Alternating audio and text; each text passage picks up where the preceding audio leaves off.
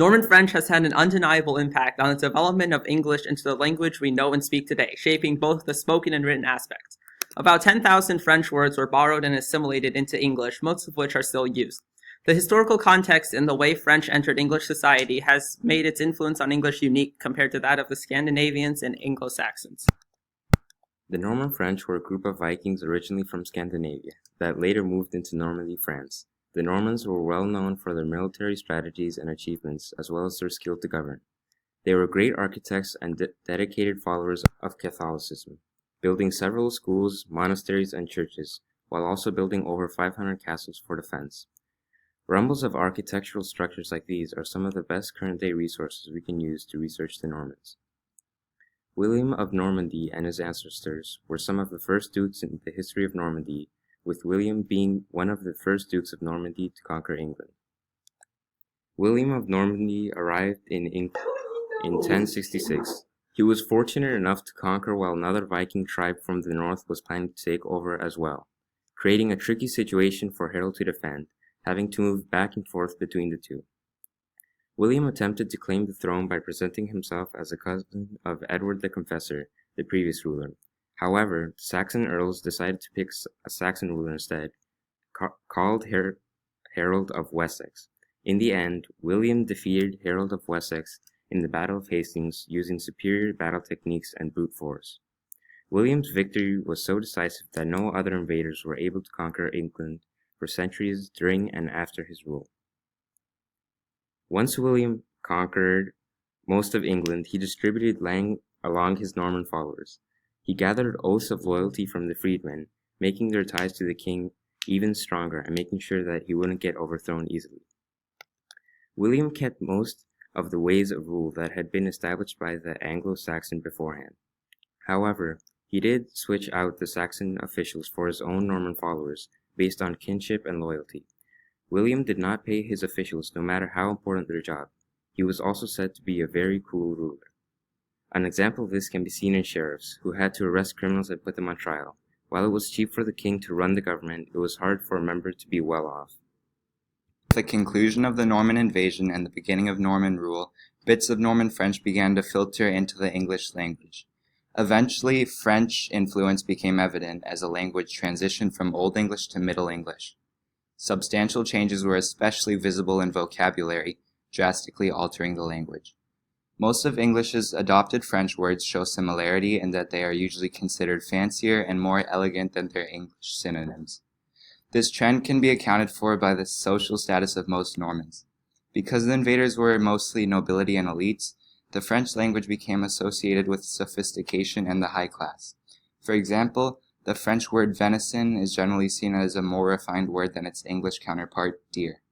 The same applies to the comparison between perspire and sweat and dining versus eating. These pairs have the same meaning, but they are used in different contexts. Dining has a more sophisticated connotation and is usually used in the context of eating at a fancy restaurant. The word eating, on the other hand, is used as a more general term. The same trend can be seen in the words for food products of animals. Cow, calf, swine, and sheep come from Anglo-Saxon, while their more refined food products, beef, veal, pork, and mutton, come from French. As the peasants were the ones handling the livestock and the nobility only ate the products, it made sense that the food products received French names while the livestock retained English ones. French vocabulary was also often distinguished by their relation to more prestigious activities, since Norman elites partook in fancier affairs regarding the government, judicial system, military, religion, expensive cuisine, etc. For example, the word attorney was incorporated into English during the period of French filtration. The word originated from the French word attorne, the past participle of the word attourner, meaning to assign. Another example of a borrowed word is alliance, which derives from alliance, in turn coming from the French verb to ally. The word saint is a third example, originating from the French noun saint, which had initially entered Old English from the Latin word sanctus, meaning holy. The primary method by which these words entered the English language was through the process of word borrowing. Word borrowing usually begins with a bilingual speaker who knows both the source language, in this case French, and the borrowing language, English, this example. After extensive exposure to the word or phrase, native English speakers would become accustomed to it and begin to use it more frequently, eventually reaching the point where it was no longer a completely foreign word, but now a borrowed word. The word would gradually continue to become more commonplace, beginning to adopt sound, spelling, and pronunciation similar to the borrowing language. Ultimately, the word would completely enter the borrowing language, and people would no longer view it as a borrowed word, but a native word. Most of English's French vocabulary entered the language through this process throughout the period of Norman occupation. Alongside new vocabulary, English affixes underwent major changes. One crucial change was the addition of many new French suffixes, attachments to the ends of words that change the meaning or word type.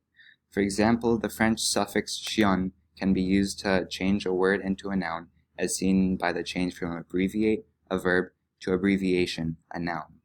Able is another widely used suffix of French origin, changing words into adjectives, as is apparent in the conversion from love to lovable. Mint is similar to chien in that it can also be used to modify a word into a noun, shown by the transformation from argue to argument. These suffixes have become some of the most common in the English language, making their French introduction a crucial event. Another important change to the English use of affixes was the removal of many native prefixes, attachments that come before a word, altering their meaning. For example, the un in unhappy is a prefix, since it reverses the meaning of the stem happy.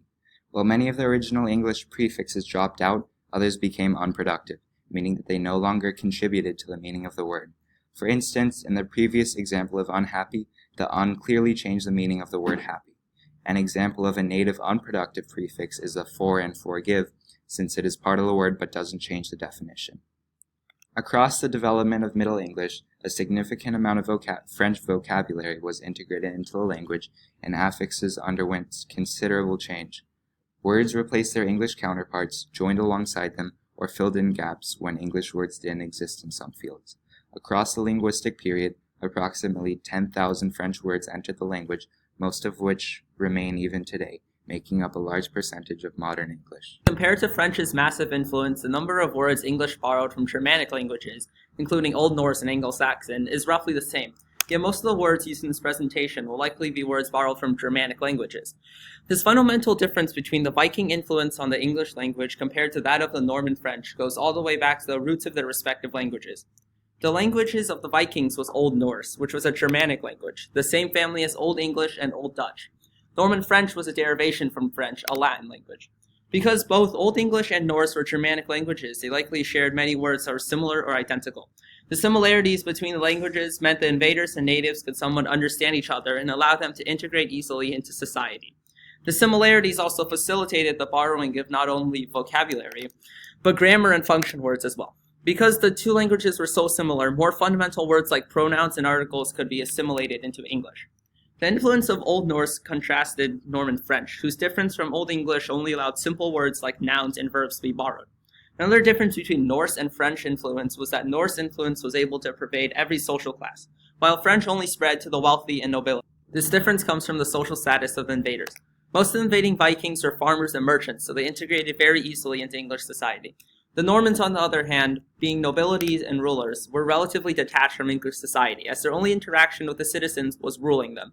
This disconnect between the Normans and the citizens greatly shaped the influence of French. Only vocabulary, specifically words associated with the elites relating to law, art, and government, were borrowed from French. The Norse, being mostly integrated into common English society, lent words that were more common and part of everyday life, such as farm animals. The number of written English words borrowed from French boomed in the 14th century, despite the fact that the Normans invaded in 1066. It took a long time for French to emerge in English because most English speakers consisted of the uneducated poor, while most elites spoke French. As a result, most documents were written in French or Latin, and it took some time for French influence to overlap into English. However, in 1204, King John lost his French territories to Philip Augustus of France. The loss of French land led nobles to turn to their English settlements and attempt to learn the language of its inhabitants. Additionally, the 100 Years' War, beginning in 1337, caused people to develop a deep hatred for the French and wanted to further establish themselves with English. The higher class stopped speaking French out of disdain in favor of learning English instead.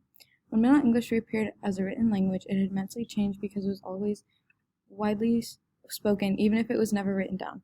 When the upper class switched to speaking and writing English again, Middle English was almost a separate language from Old English. Elites switched to English because of a conscious effort to speak and write in the language. French had such an impact on English as a result of elites beginning to speak and write in the language. However, they had been speaking French for centuries prior, and some of its influence bled into works of English writing. English was always spoken by commoners, but as the upper class began writing in the language, they allowed for French influence to be seen today due to their conscious effort to switch to English. Norman French had a large impact on English, not only through vocabulary spoken today, but also on some grammatical aspects, such as suffix endings. The Normans' role over England played a key role in allowing English to have major French influence as it does today. The switch to English made by the upper class played a key role in shaping modern English, although the most commonly used English words today are not derived from French. The language played a key role in the vocabulary we use for government, law, cuisine, and more, supplying over 10,000 words into the most widely spoken language in the world.